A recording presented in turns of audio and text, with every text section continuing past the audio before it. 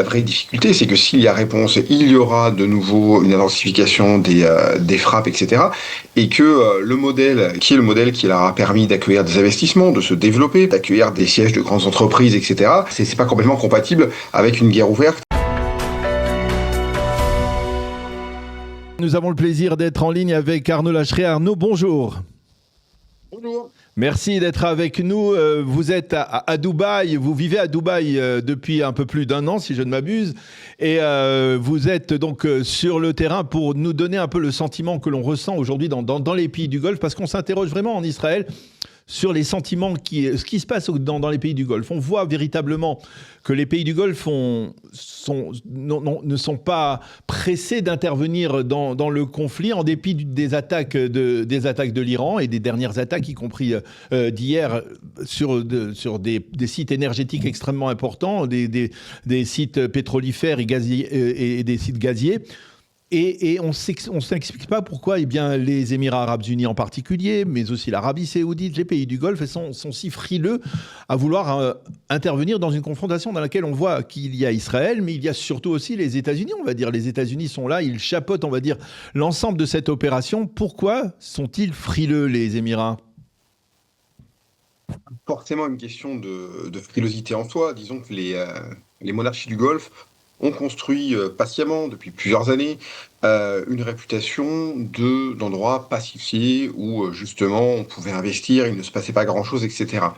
Et ils se contentaient d'observer le fait que l'Iran et Israël étaient en tension constante, etc., sans que cela n'ait de retombées sur eux. Là, le fait que les États-Unis interviennent, le fait que les États-Unis se mettent à frapper de manière inconsidérée l'Iran et fassent des frappes qui soient beaucoup moins ciblées que celles que peuvent faire Israël, forcément entraîne derrière des mesures de rétorsion et des frappes des forces iraniennes directement sur leur territoire. Ce qui est extrêmement compliqué parce que d'un côté, il y a les possibilités de répondre. Ce sont des pays qui ont des armées qui sont suffisamment développées. Mais la vraie difficulté, c'est que s'il y a réponse, il y aura de nouveau une intensification des frappes, etc. Et que le modèle qui est issu vraiment d'une zone pacifiée où tout le monde ne s'entend pas forcément, mais où il n'y a jamais de conflit ouvert, qui est le modèle qui leur a permis d'accueillir des investissements, de se développer, d'accueillir des sièges de grandes entreprises, etc., et d'aller justement vers une transition énergétique, vers une ère post-pétrole. Là, je parle des Émirats arabes unis, mais l'Arabie saoudite fait de considérables investissements pour cela. C'est pas complètement compatible avec une guerre ouverte et avec des infrastructures qui seraient détruites. Donc, pour le moment, il y a beaucoup de critiques, il y a beaucoup de mots, mais il n'y a pas d'action, et je ne pense pas que les pays du Golfe souhaitent qu'il y ait une action particulière. Il n'y avait pas de souhait particulier de se débarrasser du régime de l'Iran, qui ne nuisait pas plus que ça aux diverses monarchies du Golfe.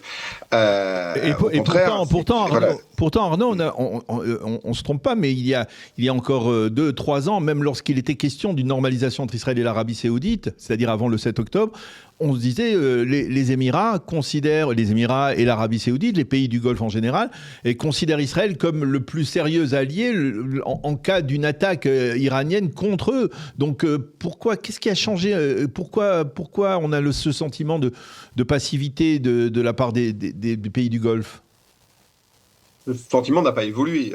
Pour le coup, cette normalisation, cette quasi-normalisation pour parler de l'Arabie saoudite et cette normalisation pour parler des Émirats, du Bahreïn, et maintenant quasiment du Qatar d'ailleurs, Oui. les communiqués sont relativement clairs, elle ne s'est pas arrêtée, mais en parallèle, il y a également eu ce qu'on n'attendait pas, c'est une normalisation entre l'Arabie saoudite et l'Iran par exemple, une normalisation entre le Bahreïn et l'Iran également. Voilà. Et donc, dans le même temps, le rêve de ce Moyen-Orient où tout le monde s'entend tant bien que mal et qui ne part pas en complète guerre, s'effondre un petit peu en ce moment.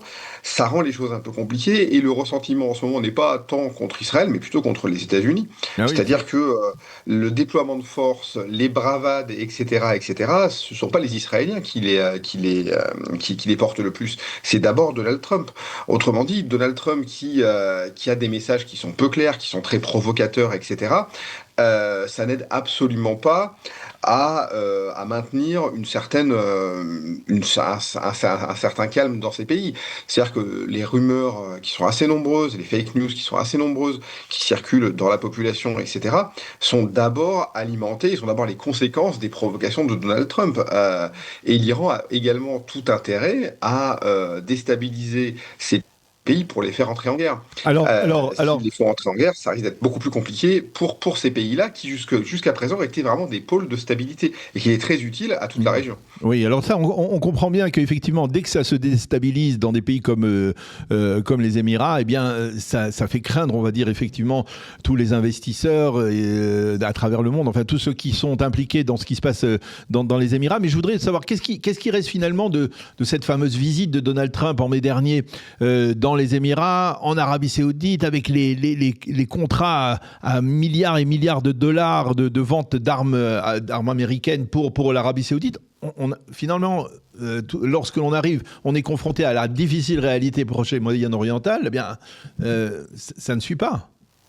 Alors très clairement, je pense que ces contrats, il va être assez compliqué de les honorer. Mhm. Un contrat d'armement, un contrat de système d'armement surtout de ce montant-là, il est la contrepartie d'un accord de défense, au moins implicite. Force est de constater que, je parle du cas des Émirats Arabes Unis, hein, mais aux Émirats Arabes Unis, il semble que les forces américaines ne se vantent pas particulièrement d'intercepter et de défendre le pays. Au contraire, aujourd'hui, accueillir une base américaine, ça semble faire de son pays une cible. Donc les choses sont quand même un petit peu plus compliquées et je ne suis pas persuadé que justement ce grand barouf de Trump dans les pays du Golfe, en Arabie Saoudite en particulier, où il avait vraiment, voilà, il en avait fait énormément. Je ne suis pas certain que ce soit un gage très intéressant pour l'avenir, surtout si on le compare avec la situation sécuritaire aujourd'hui dans ces pays, qui, force est de constater, n'est pas vraiment garantie, et notamment par les États-Unis. Les États-Unis poussent d'ailleurs ces pays à entrer en guerre. Je Oui. suis vraiment pas persuadé que ce soit la meilleure méthode. Oui, vous n'êtes pas persuadé que les Émiratis suivront. Je ne vois pas pourquoi il le ferait. En réalité, hein, très, très clairement, imaginons, enfin là, on décrit les Émirats à juste titre, en plus, hein, comme la Suisse du Moyen-Orient, etc., etc. Très bien. La Suisse, justement, n'a pas pour vocation d'avoir une armée offensive qui va faire ce genre de choses, surtout sur un conflit que le pays n'a absolument pas déclenché et n'a absolument pas souhaité. Là, on se retrouve sur une limite vraiment de la politique des États-Unis. Il s'est déjà heurté à ça en demandant à l'OTAN d'intervenir et se prenant refus sur refus de tous les pays de l'OTAN. C'est-à-dire qu'il se retrouve un peu seul là-dessus et on s'aperçoit que malgré tout, les pays du Golfe tiennent bien le coup. C'est-à-dire que oui, ils sont pas très contents, ils se plaignent énormément, mais ils se défendent plutôt bien. C'est-à-dire que les interceptions, en tout cas aux Émirats, fonctionnent très bien. Les défenses antiaériennes sont plutôt efficaces. Là, il y a même des Ukrainiens qui ont commencé à effectuer des interceptions aux Émirats Arabes Unis. Autrement dit, on se dote d'une espèce de bouclier. Voilà, c'est pas un Iron Dome, mais ça y ressemble. Donc les choses se passent plutôt bien. Et moralité maintenant, ce sont des infrastructures plus compliquées à protéger. On parle de South Pars et on peut parler également de North Dome, qui est la partie qatari de ce champ gazier, qui se mettent à être attaqués. C'est aussi un signe que les infrastructures civiles maintenant sont de mieux en mieux protégées. Alors, on a dit qu'un des responsables émiratis, peut-être le chef de la diplomatie émirati, avait dit que si ça continuait, eh bien, on pourrait peut-être assister à un rapprochement, on va dire même sur le plan militaire, entre Israël et les Émirats. Ce n'est pas forcément étonnant. Voilà. Je ne suis pas à leur place et je ne réfléchis pas exactement de la même façon. Je ne sais pas exactement quel est leur raisonnement. Mais en effet, si les intérêts, notamment les intérêts économiques stratégiques des Émirats Arabes Unis, sont atteints, il est évident que l'entente qui est travaillée depuis des années et des années, depuis les accords d'Abraham entre les Émirats arabes unis et Israël, risque d'être renforcée. Sur quel point, je n'en sais rien, mais ça ne serait pas forcément étonnant. Mais pourtant Arnaud, imaginons que les Américains poursuivent avec les Israéliens des bombardements sur des zones pétrolifères comme South Pars d'hier. Ça devrait bénéficier suffisamment à l'Arabie Saoudite et aux Émiratis.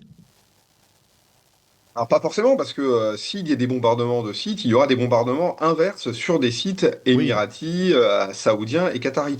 Et ça a déjà lieu. Et on sait très bien que dans l'industrie pétrolière, dans l'industrie gazière, ce qui est le plus cher, c'est les investissements de départ. C'est-à-dire que stopper un site, c'est extrêmement cher, et reprendre un site, c'est également extrêmement cher. Autrement dit, c'est très très compliqué de voir. Voilà, l'industrie du pétrole et du gaz, elle aime la stabilité. Elle aime la stabilité, elle aime quand il n'y a pas de guerre, etc., etc. Ça a d'ailleurs toute l'erreur de l'invasion de l'Irak, puisque en période de guerre, les investissements industriels en Irak ont vraiment traîné parce que justement, on avait très très peur de l'instabilité. Et à partir du moment où il y a de l'instabilité, il y a des bombardements de telles infrastructures énergétiques, qu'elles soient dans un sens ou dans l'autre, ça porte un énorme préjudice à toute stratégie d'investissement dans ces pays-là. D'où le fait que je pense qu'ils souhaiteraient que on préserve justement ce genre d'assets, ce genre d'installation. Alors, ce sera probablement ma dernière question. Quel est l'état d'esprit qui règne au sein de la population émirati dans les médias, dans les journaux? Comment parle-t-on des États-Unis? Comment parle-t-on d'Israël? Comment est-ce que, on va dire, cette passivité dont on parlait au début, eh bien, elle est encouragée, on va dire, par les faiseurs d'opinion? Alors les faiseurs d'opinion, il y en a quelques-uns qui sont assez faciles à identifier, qui sont assez remontés. Ils étaient avant la guerre très pro-américains, c'était le moins qu'on puisse dire. Là, force est de constater qu'ils commencent à l'être un petit peu moins. C'est-à-dire que ce qui est peu apprécié dans la culture arabe du Golfe, d'une manière générale, hein, c'est ce côté très bravache. C'est ce côté, voilà, on va gagner, on va les écraser, etc., etc. Ils préfèrent largement les faits, et d'où le fait qu'il y a un respect, entre guillemets, hein, pour Israël. C'est-à-dire qu'à un moment, Israël ne parle pas beaucoup, ne communique pas énormément sur ses frappes, sur la façon dont ça se passe. Mais il y a une certaine efficacité, force est de le constater. Les Américains parlent énormément, font beaucoup de bruit, et en contrepartie, Vos peu de défi- résultats, Oui. peu de résultats réellement tangibles. Autrement dit, l'opinion publique, entre guillemets, enfin, je pense que la cote de popularité des États-Unis en général et de Donald Trump en particulier dans la région est très très basse, et les conversations que j'ai en attestent réellement. Sur Israël, l'opinion n'a pas vraiment évolué, ce qui est assez surprenant, hein, j'en suis le premier surpris, mais c'est davantage une guerre de Trump, entre guillemets, dont on parle. C'est intéressant parce qu'effectivement, on n'a pas l'occasion souvent de dialoguer avec des gens qui vivent à Dubaï et qui peuvent nous donner, on va dire, ce feedback concernant justement ce que pense la population, ce que pensent les médias émiratis en particulier.